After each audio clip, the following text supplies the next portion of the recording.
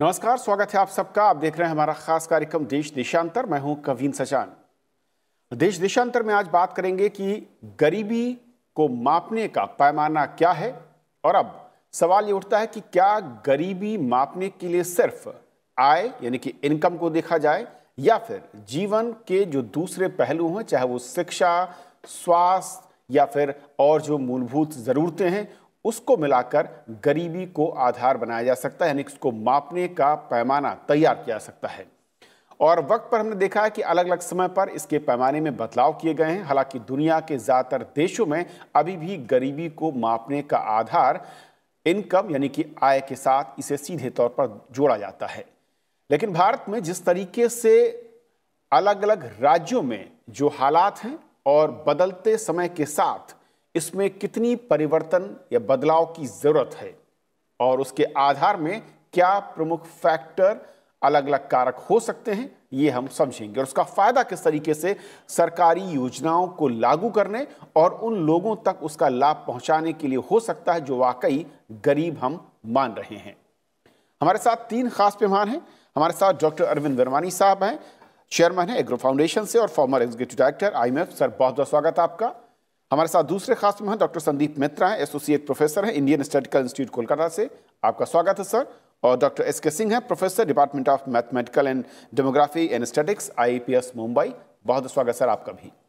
शुरुआत अरविंद सर मैं आपसे करना चाहूंगा, क्योंकि लगातार हम देखते हैं कि जब गरीबी की बात आती है, जो कि बेसलाइन या मैं कहूँ कि सबसे बड़ा आधार है सरकारी योजनाओं को बनाने और किसी भी देश में लोगों के उत्थान के लिए लाई जाने वाली स्कीम्स को लेकर, लेकिन अब ये कहा जा रहा है कि हमें पैरामीटर्स को बदलने की जरूरत है। क्या वाकई पैरामीटर्स आपको लगता है कि जरूरत है और नए पैरामीटर्स को इसमें ऐड करने की जरूरत है?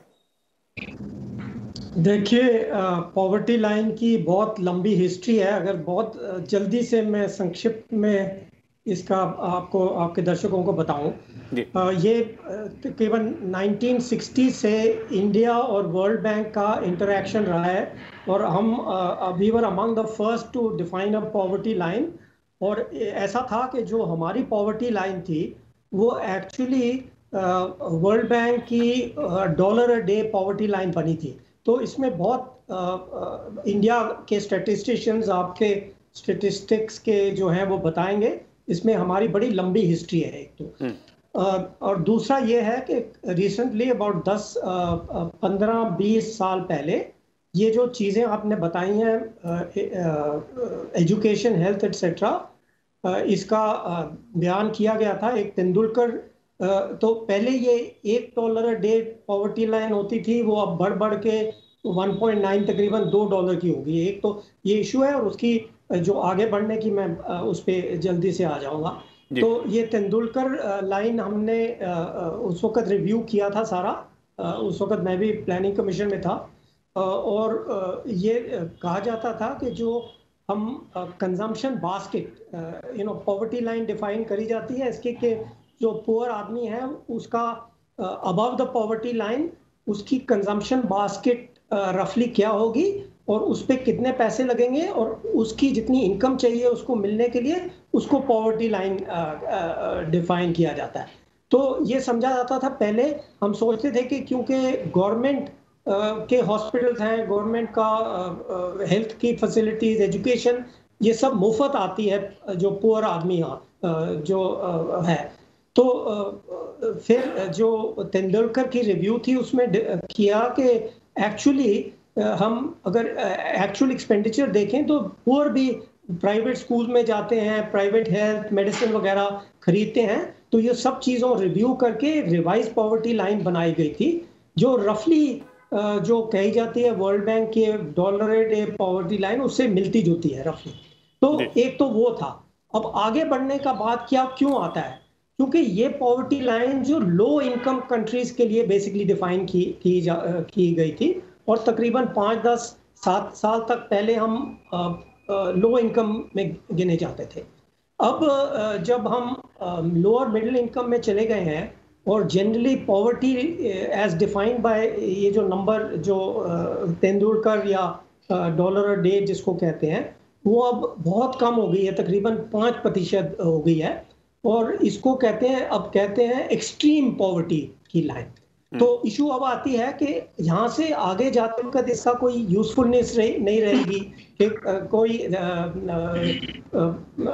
मतलब कोई हमारी स्टेट की में पॉवर्टी 4.5 है, 5 है, 6 है, उसमें कोई आइडिया नहीं होता प्रॉपर। तो इससे डिस्कशन शुरू हुई कि अब जो एक सेकंड पॉवर्टी लाइन है जिसको $4 अ डे पॉवर्टी लाइन किया जाता है इंटरनेशनली, वर्ल्ड बैंक वगैरह, उस पे हमें अब सोच करनी चाहिए कि उस पे चले जाएं ताकि ये वेरिएशन जो अक्रॉस स्टेट्स वो बेटर कैप्चर होगी और उससे वेरिएशन एट दैट लेवल, तो वो पॉवर्टी लाइन भी कैलकुलेट करनी पहले से भी हो रही है वर्ल्ड बैंक पे, पर हम इंडिया में उसको इतनी इंपॉर्टेंस नहीं देते थे। तो ये जो डिस्कशन पेपर जिसके बेसिस पे आप डिस्कस कर रहे हैं वो ये रेज कर रहा है कि अब टाइम आ गया है कि हम इस पे स्विच करें। तो ये डिस्कशन शुरू हो रही है, पर इस बैकग्राउंड से फिर मैं वापस आ जाऊंगा और औरों के व्यूज प्रॉब्ली यहाँ से क्या कहाँ जाना चाहिए, क्या करना चाहिए, उसकी डिस्कशन कर सकते हैं। डॉक्टर संदीप जी, क्योंकि अगर हम पॉवर्टी लाइन जैसा कि कहा बिरमानी सर ने, और स्वतंत्रता के पहले से लेकर उसके बाद में काफ़ी कुछ इसको लेकर बदलाव किए गए हैं पैमाने को लेकर। अगर हम 70 के दशक शुरू करते हैं, अलग समिति, फिर लकड़ावाला कमेटी आई और जो उसके बाद तेंदुलकर समिति कमेटी बनी, उसको हम सब देख रहे हैं। नीति आयोग ने हालांकि 2015 में पनगड़िया साहब के नेतृत्व में एक और कमेटी का गठन किया था जो कि गरीबी की रेखा और उसके उन्मूलन को लेकर उसका फोकस था। लेकिन अब सवाल ये खड़ा होता है कि जब दुनिया के अलग अलग देशों में पैमाना अभी भी, मैं कहूँ कि जैसे कि सर ने कहा कि डॉलर बेसिस या फिर जो इनकम है उसको आधार माना गया है, लेकिन हमारे देश में जिस तरीके की अलग अलग राज्यों में मैं कहूँ कि डिफरेंसेस हैं, बहुत ज़्यादा एक फ़र्क दिखता है ज़मीन पर, चाहे वो इनकम को लेकर हो, चाहे लाइवलीहुड जो दूसरे फैक्टर्स हैं उनको लेकर हो। वहाँ पर क्या वाकई आज हमें इस जगह से अब इसको बदलने, इस पैरामीटर के मैं कहूँ कि दायरे को बढ़ाने की ज़रूरत है, और उसका फ़ायदा या नुकसान किस तरीके से हम देखते हैं? बहुत इम्पोर्टेंट बात ये है।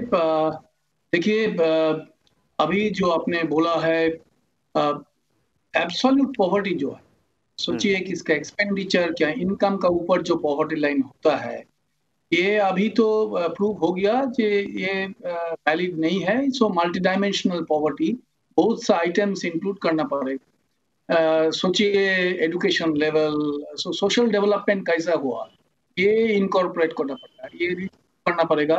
नहीं तो पॉवर्टी का मल्टी डायमेंशनल डेफिनेशन अभी रेलिवेंट है इंडियन कॉन्टेक्स्ट।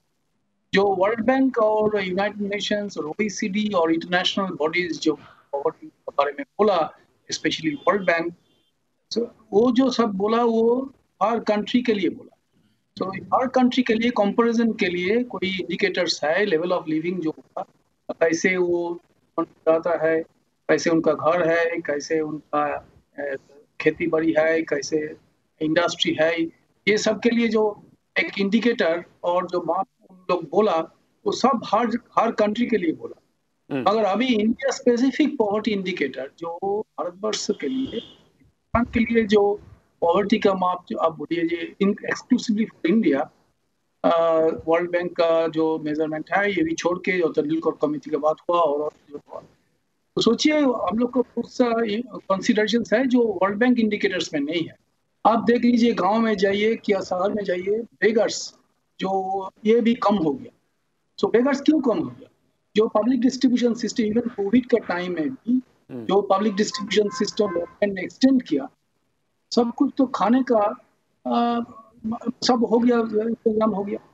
अगर ये भी डेटा में कैप्चर नहीं होता है कितना आदमी सब्सिडाइज फूड मिलता है, और that is a strategy for survival तो होता है इनको तो जीते हैं इसे, तो ये सब चीज इंक्लूड करना पड़ता है। और सैनिटेशन का बात बोलिए, एजुकेशन अभी ड्रॉप आउट कम हो गया, एजुकेशन लेवल बोलिए, सैनिटेशन बहुत सा पंचायत है जिसमें 100% निर्मल पंचायत हो गया, उसका भी डेटा कैप्चर करना है। तो आप इंडिविजुअल लेवल में सोचिए और विलेज लेवल में सोचिए और कंट्री लेवल में सोचिए। कंट्री लेवल में माइट भी इंटर कंट्री कंपैरिजन जो है वर्ल्ड बैंक का, वो सब रख के भी individual comparison, state wise comparison, with in India comparison जो जो विद इन इंडिया जो कंपैरिजन है, तो विद इन इंडिया कंपैरिजन में हम लोग स्टेट स्पेसिफिक फैक्टर्स लाइक ये बोला फेस्टिवल, और एक बात जो चर्चा होता है बिहेवियरल इकोनॉमिक्स लोग बोल रहा है, सोचिए क्या इंटरनल कांस्टेंट क्या है? अगर साइकोलॉजिकली SC ST सोचिए, क्या कोई दलित सोचिए, कोई किसी ने सोचिए, कोई सोचिए सेक्स वर्कर सोचिए, कोई बेगर्स सोचिए, जिन लोग का सोशल सेटिंग जो सामाजिक व्यवस्था है वो इतना अच्छा नहीं है, तो इन लोग का भी सोशली इन लोग का इम्पेटस और एनकरेजमेंट देना चाहिए। ये भी पॉवर्टी ओवरकम करने का स्ट्रेटेजी है बिहेवियर। मैं सर इस पॉइंट पर भी आऊंगा कि किस तरीके से उस पैमाने को अगर हम बदलते हैं या उसको विस्तार देते हैं, उस दायरे को बढ़ाते हैं, तो उसका फायदा कहां पर किस तरीके से हम उठा सकते हैं। लेकिन डॉक्टर सिंह साहब, जिस तरीके से अब तक जो हमारा फॉर्मूला है या फिर जो चलन में मैं कहूं कि है दुनिया भर में, उससे क्या ये साफ दिखता है कि गरीबी को लेकर जो पॉलिसीज तैयार की वो उतनी टारगेटेड ओरिएंटेड नहीं थी, या उनका रिजल्ट वो नहीं आया जो कि हम सोच रहे थे। और भारत जैसे देश में जहां पर इतना ज़्यादा अलग अलग राज्यों में जो पैरामीटर्स डिफर करते हैं, या फिर मैं कहूं कि ज़िंदगी के जो तमाम पहलू हैं वो अलग अलग नज़र आते हैं, ऐसे में अब दूसरे पैरामीटर्स को लाने की ज़रूरत है जिसमें कि लाइवलीहुड के अलग अलग फैक्टर हो, चाहे हेल्थ हो या फिर एजुकेशन हो। सिर्फ आय के ज़रिए हम सही गरीबियों की पहचान नहीं कर सकते। थैंक यू सचान साहब, आपने बहुत ही पर्टिनेंट इशू रेज किया। हम बेसिकली अपना ओपिनियन 3 इश्यूज पे देना चाहेंगे। हमारे पॉलिसी चेंज किस तरीके से हुए हैं, और मेजर इशू जो हमारे दोनों प्रीवियस स्पीकर ने हाईलाइट किया है, मेजरमेंट इश्यूज, चाहे डिफरेंट कमिटी से लेकर के, दांडेकर कमेटी से लेकर के और नटराजन कमेटी तक जो भी आए, उसमें अलग अलग मेजरमेंट के डायमेंशंस क्या आ रहे हैं। थर्ड पॉइंट, हमारे फ्यूचर चैलेंजेस क्या हैं। जैसा कि हमारे कलीग ने बताया कि हम ग्रेजुअली इनकम से डिविएट कर रहे हैं, केवल इनकम के आधार पर ना लेकर के इंडिया भी इस समय मल्टी डायमेंशनल पॉवर्टी का एस्टीमेट देना शुरू किया है। हम ही वो डेटा प्रोवाइड कर रहे हैं। आप पहले के इंटरेक्शन में भी आप जानते होंगे कि मैं इस कंट्री में एक national family health survey coordinate करता हूं लास्ट 20 ईयर्स से। उसके तहत हम लोग मल्टीपल इंडिकेटर पे डेटा कलेक्ट कर रहे हैं। नीति आयोग को, अर्लियर प्लानिंग कमीशन को, अभी नीति आयोग को पब्लिक डोमेन में डेटा देने के पहले हम वो इंडिकेटर उनको देते हैं। तो मल्टी डायमेंशनल पॉवर्टी में बेसिकली 4 इश्यूज हैं: schooling, health, standard of living and quality of housing. Housing, quality of housing, floor, roof, wall etcetera. All together 13 parameter. अगर ब्रॉडली स्पीकिंग हम लोग 10 पैरामीटर को लेकर चल रहे हैं, और इंडिकेटर अगर देखा जाए तो ऑल टुगेदर 38 इंडिकेटर को कंबाइन कर करके वो हमारे 10 या 13 जो भी ब्रॉडली कर लें, हमारे पैरामीटर तैयार होते हैं। और इंडिया की सिचुएशन अभी आउट ऑफ 107 कंट्रीज में इंडिया इस समय 62nd पोजीशन पे है। 65वें पायदान पे इंडिया पड़ा हुआ है। हमारा स्कोर इस समय 0.123 है। 0 से 1 के बीच में, हमें 1 के पास पहुंचना है। मेरा मतलब यह है कि सिचुएशन एक, पॉलिसी अलग। थर्ड सिचुएशन है मेजरमेंट। हम लोगों ने क्या किया, for demographic situation, health situation, social wellbeing situation में इकोनॉमिक इनइक्वालिटी को लेने के लिए हम लोगों ने एसेट बेस्ड इंडेक्स डेवलप किया, which is consistent to 92 countries. और उस पर हम लोग 2005-06 ऑनवर्ड्स गवर्नमेंट ऑफ इंडिया को मोर देन 400 इंडिकेटर हम प्रोवाइड करते हैं by asset index, which is commonly known as wealth index, जहां 33 आइटम्स को हम लोगों ने इंक्लूड किया है। नॉट ओनली इनकम, 33 आइटम्स को स्ट्रॉन्ग स्टैटिस्टिकल प्रोसीजर यूज करके इंडिया के सारे हाउस होल्ड को हम 5 क्विंटाइल में क्लासिफाई करते हैं। First 20%, second 20%, third 20%, fourth 20% and highest 20%। सारे पैरामीटर उसके अनुसार क्लासिफाई करेंगे। लेकिन उसके अलावा नीति आयोग अभी जो शुरू किया है, जो हमारे कलीग बता रहे थे, मल्टी डायमेंशनल पॉवर्टी ऑलरेडी हम लोग दे रहे हैं, और इंडिया आने वाले समय में भी एवरी ईयर ये कोशिश कर रहा है एक्सट्रापोलेट करके, बिकॉज हम जो डेटा प्रोवाइड कर रहे हैं कंट्री को, वो डेटा केवल वंस इन 3 इयर्स प्रोवाइड कर रहे हैं। डेटा पब्लिक डोमेन में आते आते ऑलमोस्ट 4 इयर्स हो जाता है। But you are absolutely right, उस मेजरमेंट को चेंज करने की जरूरत है, उसके बेस को वाइडन करने की जरूरत है। नॉट ओनली बिकॉज देखें, income data is very difficult, मैं उसको बड़े क्लोज से देख रहा हूं, चाहे वो एनएफएचएस हो, एनएसएस हो, आईएसडीएस हो, या कोई भी और सर्वे हो। तो बेसिकली वाइड करने के साथ साथ हमें ये देखना है क्वालिटेटिवली हम किस इंडिकेटर को वैलिड एंड रिलायबल एस्टीमेट दे सकते हैं। ये बहुत वैलिड पॉइंट है। अभिमानी सर, मैं चाहूंगा थोड़ा सा इसमें और रोशनी डालेंगे कि जब, जैसे कि सिंह साहब ने कहा कि 32 से 33 अलग अलग जो स्टैंडर्ड या जिस पर वो कैलकुलेट कर रहे हैं, उनको चेक कर रहे हैं, और किस तरीके से इनका फ़ायदा हम देख सकते हैं या उसका फ़ायदा उठा सकते हैं भारत जैसे देश में, जहां पर सामाजिक आर्थिक जो विषमता है वो अलग अलग राज्यों में अलग तरीके से दिखती है, और जो मौजूदा सिस्टम मापने का है उसके लूपहोल्स या उसमें त्रुटियां जो हैं, उसका नुकसान क्या है सबसे बड़ा? थोड़ी चीज़ें इंडिया में फ़र्क है। मैं लेट मी पॉइंट आउट, मतलब 2 चीज़ें जो काफ़ी डिफरेंट हैं दुनिया के और देश जो इस लेवल ऑफ इनकम पे हैं। हमने कहा था ना कि हम लो इनकम से लोअर मिडिल पे चले गए हैं, और hopefully in the next 5-10 years middle income पे पहुंच जाएंगे। तो क्या चीज़ें डिफरेंट हैं? 2 बड़ी इंपॉर्टेंट डिफरेंसेस हैं।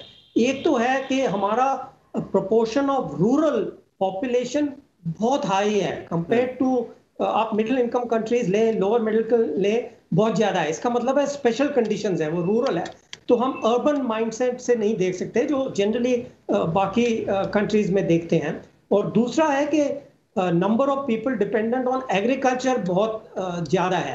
तो एग्रीकल्चर की एक क्या खासियत है कि इसमें रिस्क और फ्लक्चुएशन और चीज़ों से ज़्यादा होते हैं। तो ये 2 चीज़ें लेके जो रिस्क ऑफ इनकम और जो रूरल फैसिलिटीज़ जो हैं, जो डिफरेंशियल है बिटवीन, जिसको हम पब्लिक गुड्स एंड सर्विसेज बोलते हैं। तो ये multi indicator approach and 3-4 main indicators professor साहब ने बताया क्वाइट राइटली।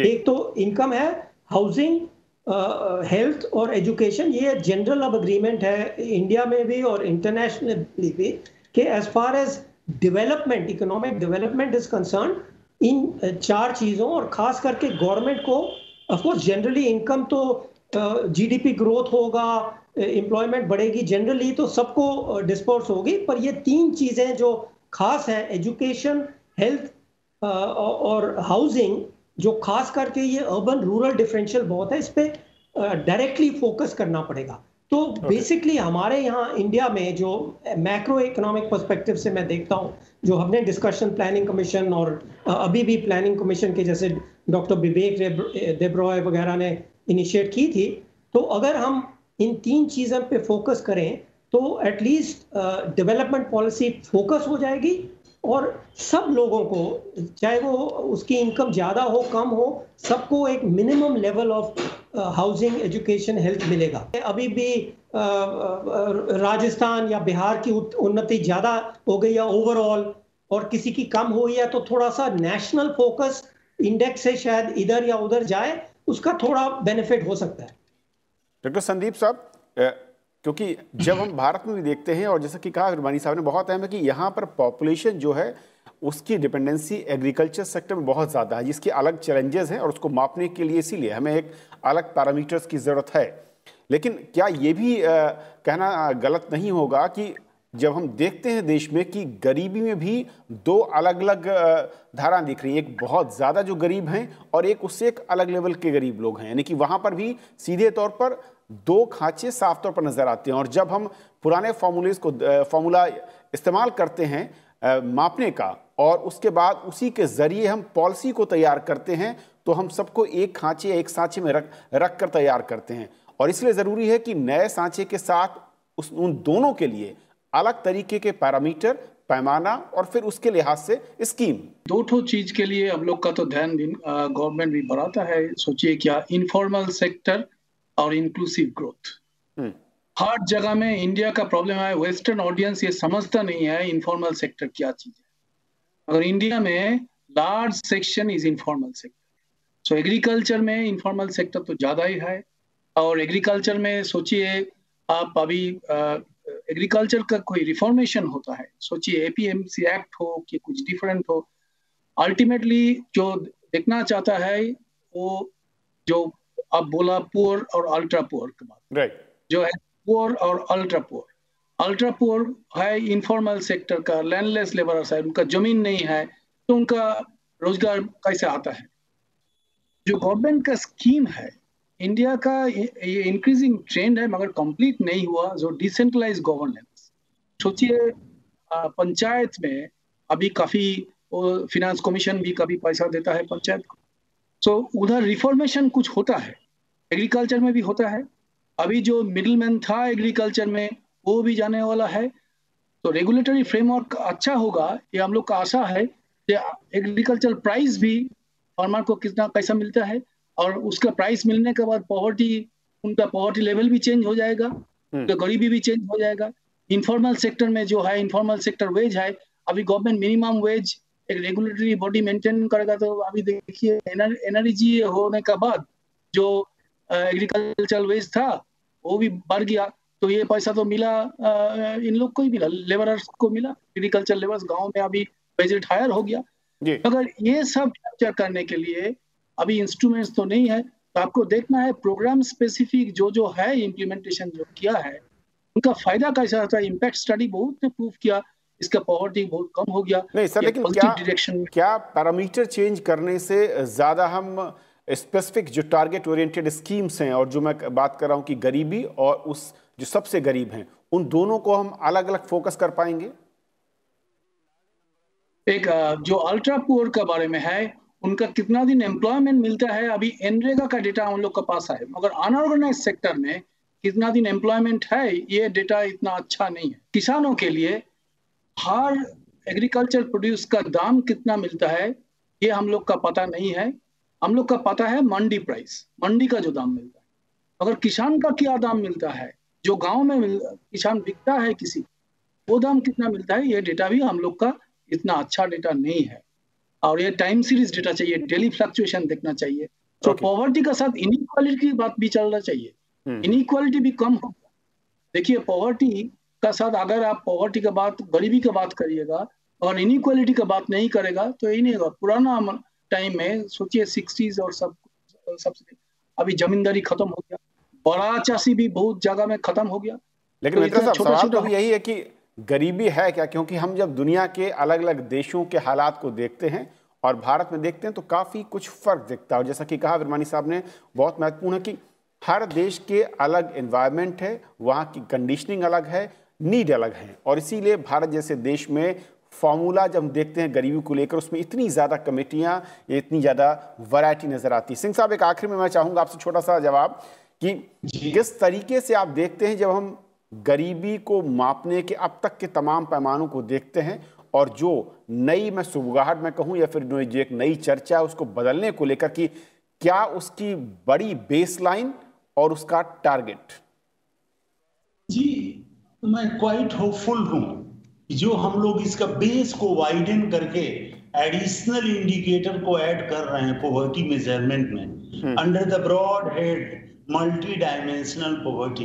दैट इज वो काफी यूजफुल होने जा रहा है, काफी यूजफुल होगा, जो कि हमें अर्बन रूरल डिवाइड को भी कम करने की कोशिश करेगा। स्पेशली हमारे इंडिकेटर इस तरीके के हैं, बहुत सारे फ्लैगशिप प्रोग्राम्स जो कि डेवलपमेंटल प्रोग्राम्स रहे हैं वो रूरल एरियाज को ज्यादा फोकस करते हैं under the presumption that rural areas की कैरेक्टरिस्टिक्स प्योरली। लेकिन अर्बन पॉपुलेशन बढ़ने के साथ साथ एक सत्य है कि हमारी अर्बन पॉवर्टी भी बढ़ रही है, अर्बन स्लम्स का प्रोपोर्शन बढ़ रहा है, अर्बन पॉवर्टी भी बढ़ रही है। तो ऐसी सिचुएशन में हमें हर एक सेक्टर को कैप्चर करना पड़ेगा। तो आपके फर्स्ट क्वेश्चन का आंसर है डेफिनेटली यस। हमें इस पैमाने को बदलने की जरूरत है और मल्टी डायमेंशनल पॉवर्टी इस डायरेक्शन में एक काफी सही कदम है। सेकेंड इशू ये है हमारे इमर्जिंग चैलेंजेस। अभी हम लोग जिस सिचुएशन में हैं ग्लोबली कंट्री वाइड, जहां हम ये डिबेट कर रहे हैं, पूरी कंट्री कोविड के हीट को फेस कर रही है, जिसने अनप्रेसिडेंटेड इंक्रीज कर दिया है अनएम्प्लॉयमेंट में। और हम सभी को मालूम है कि ये अनएम्प्लॉयमेंट अगर ज्यादा दिन तक कंटिन्यू रहा तो it is going to increase poverty. इसके अलावा कि हम पॉवर्टी के मापने के पैमानों को वाइडन करें, जिससे जो हमारे कलीग बता रहे थे, not only urban rural divide, by caste, class, various other forms of social exclusion को हम अकाउंट कर सकें, तभी हमारा समग्र विकास होगा। Thank you. बिरमानी सर, एक आखिरी कमेंट में चाहूंगा कि क्या, जैसा कि सिंह साहब कह रहे हैं कि अलग अलग सोसाइटी के लिहाज से या फिर अलग अलग स्टेट, अलग अलग सेक्टर, चाहे वो अर्बन हो, रूरल हो या फिर फार्म लैंड में जो लगे लोग हैं, क्या फिर हमें इस तरह के पैमाने को गढ़ना होगा कि जो हर एक के लिए अलग हो? देखिए, जो मैं पिछले आपके क्वेश्चन पे जाऊंगा जो काफ़ी रेलेवेंट है, अल्ट्रा पॉवर्टी या पॉवर्टी क्यों? क्योंकि जब हम 3% 5% अल्ट्रा पॉवर्टी की बात करते हैं तो जनरल एंटी पॉवर्टी प्रोग्राम्स कोई काम नहीं करते। You have to go individually, क्योंकि हमारी 1.4 बिलियन 140 करोड़ पॉपुलेशन है, 3% आपको ढूंढने पड़ेंगे। वो कभी कभी मीडिया जाता है, एक बंदे को इंटरव्यू करता है जो भूखा मर रहा है, you have to find all those people. तो एक तो ये ओरिएंटेशन चेंज हो जाएगा। जो बहुत अल्ट्रा पॉवर्टी है उसके लिए पॉवर्टी प्रोग्राम नहीं चाहिए, उसको आइडेंटिफाई करना पड़ेगा और कैश ट्रांसफर देना पड़ेगा। और दूसरा है, दूसरे टाइप के हैं जो टेम्पररी पॉवर्टी जिसको कहते हैं, जनरली कनेक्टेड विद हेल्थ। मतलब अगर कैटास्ट्रोफिक हेल्थ होता है तो वो चाहे डबल या triple of above the poverty line हो, वो नीचे गिर जाते हैं। तो हेल्थ का इंपॉर्टेंस, जो हमने कहा 3 इंडिकेटर्स, तो हेल्थ का इंपॉर्टेंस उसमें आ जाता है। तो जैसे इंश्योरेंस के प्रोग्राम जो गवर्नमेंट ने शुरू किए हैं या जो, उस पर अलग डिस्कशन हो सकता है, बट समथिंग एड्रेसिंग दैट। और तीसरा जिसको कहते हैं अबाउट दैट, 2 चीजें, एक हाउसिंग जिससे तकरीबन डिग्निटी कनेक्टेड है। इफ समबडी लिव्स इन अ खोखा, उसकी डिग्निटी नहीं होती, इसलिए हाउसिंग जो है वो खाली शेल्टर नहीं है, उसकी डिग्निटी है। और दूसरा है education why for the future, it's equality of opportunity, that it becomes very important. So focus will have to go on this education skills for the future. Okay sir, बहुत बहुत शुक्रिया आप तीनों मेहमानों का हमारे साथ इस महत्वपूर्ण चर्चा में शामिल होने के लिए।